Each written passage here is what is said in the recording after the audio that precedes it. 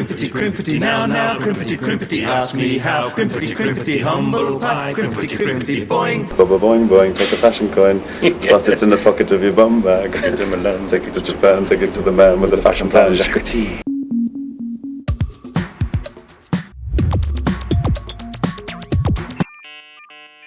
Come with us now on a journey through time and space. To the world of the Mighty Boosh.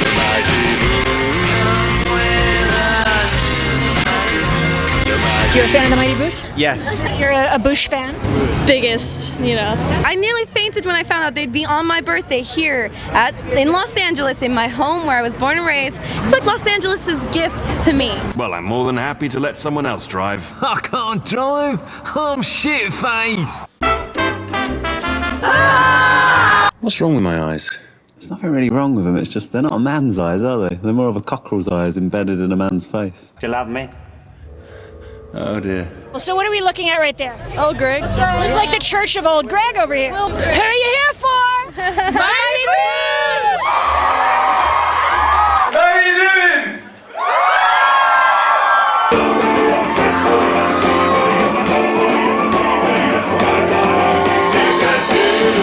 Everybody look at the moon. Whoa! Everybody looking at the moon. Yay!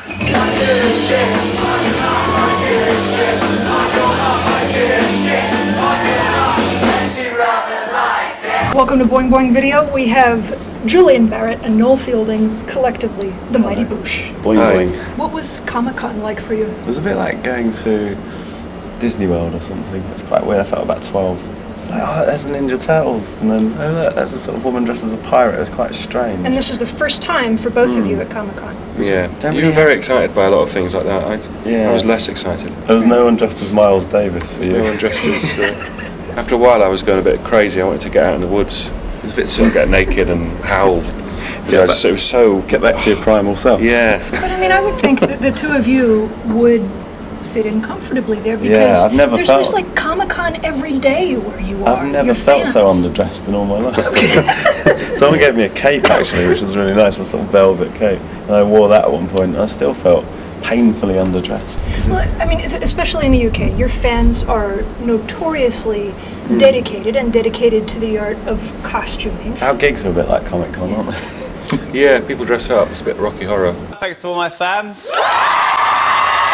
Here in the US, it's like there's still a smaller fan base, but the fan base is really, really serious. The photos that I've seen on Flickr, the stuff on Twitter, people are as crazy here as they are in the UK. What happened in England was that a lot of people are into the show, but they don't know other people are. When we had a gig, all these people came, and it was rammed. There was like loads of people queuing, and they were like, "What's going on? Why? Who?" I thought I only knew about this show. Sort of thing. Also, they want to express that they're the people that like the show the most. Yeah. So it's like, oh look at me, I'm actually dressed up.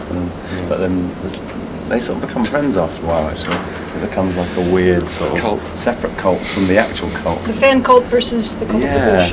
Yeah. What works? And then they start to get angry when you do things different.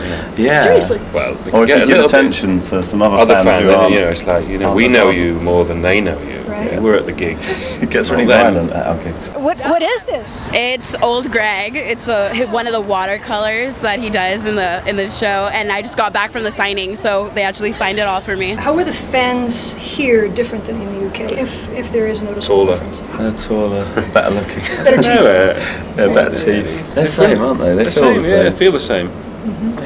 It feels very similar when you do a gig. I mean, we've never really changed what we do, I suppose. So to get to sort of chase an audience. So I suppose whatever we do gathers a certain type of. We've never chased an audience. We've never chased an audience. Chase an Maybe audience. we should. Yeah. We'd love to catch that when you do go chasing, running after the audience. Give them a minute to leave the venue and then chase them with a microphone. Yeah. Come back. Who's up inside ya? Finding an entrance where they can. Who's up inside ya? Finding an entrance where they can. Boring for your tummy, for your mind, for your anus. How does music play into the creation of your work? I mean, do you sometimes hear a song or sort of hear about a band, you're exposed to something and that works its way into the story, or is it sort of the other way around? We write characters and we think, what kind of music would they be into? What, especially funny if it's a sort of sea creature or a mythical beast of some sort, and you think, is he into jazz or is he into sort of the Crack Fox? We just thought would have a banjo electro. for some reason. Oh, Okay, let's have fun.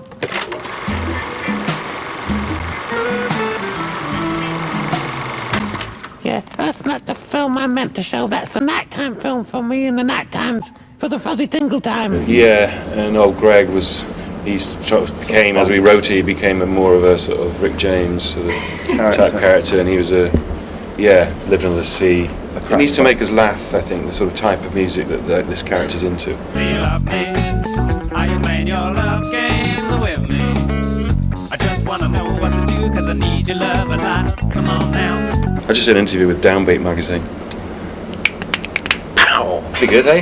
Amazing. Never, you know, in England, I've been banging on about jazz for ages, you know, and not You're one not joking, you really did do an interview with Downbeat? Yeah, just now. Wow. But it took me to come over here for a week to do an interview with Downbeat, but I've been going on about it for ages in England, but no magazines or anyone's been interested in talking to me about jazz.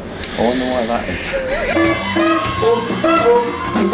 I've read in interviews in the past where you talk about making the show for yourselves as opposed to, I guess, making a product or trying to imagine what other people would want. It really does, there's a kind of a gentleness, right? A kind of playfulness. I've heard some critics even describe your show as a children's show for adults. The animals, the kind of like an adult fairy tale. Sure. Kids are pretty open, you know. Sure. It's a sort of, kids don't have a problem with the weirdness of it or the magicalness or the sort of. Bouncy, bouncy, ooh, such a good time. Bouncy, bouncy, shoes all in a line. Bouncy, bouncy, everybody summertime.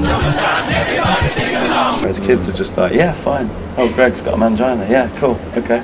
What happens? What happens next? Come on, Greg! I got a mangina. A lot of writers who are struggling to describe the show to people who haven't seen the show, they have to throw drugs in there somewhere. Right? Like this is an LSD-induced, peyote-induced, whatever. I guess I can see that. Strange that, isn't it? Because we sort of, the idea of doing drugs when you're writing would be just awful. Absolutely awful. You'd want to do anything but writing, wouldn't you? You'd just be wandering around in the forest. Showing off your mangina. You wouldn't be going, hey, let's write an episode. It's quite difficult. It's like write a really tightly structured episode. It's like homework, right? You know, it's like maths. It's like really ruined. It's like, you know, your brain's bleeding. I think a lot of people hearing you say this now would be very surprised if they're fans of the show. That kind of loose, playful, I mean, seemingly improvisational vibe of the show. To set up a man who's a sort of sea monster with a vagina is quite difficult. It's not, you know. If you're writing about, you know, I don't know, a racing driver, everyone knows what that is, but you have to sort of set the rules or the parameters and then muck about with them. There's a lot of setup in our show, isn't there? Yeah. With us to the mighty Boosh.